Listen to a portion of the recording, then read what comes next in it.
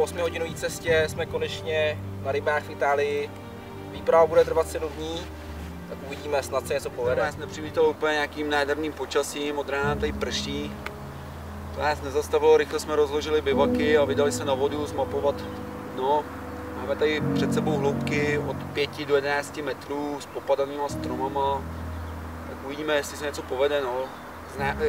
Zprávy od ostatních rybářů nejsou úplně ideální.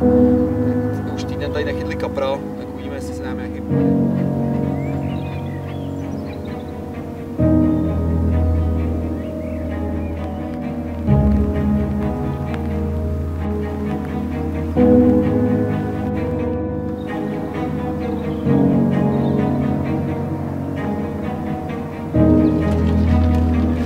Máme za sebou třetí noc na jezeře v Itálii.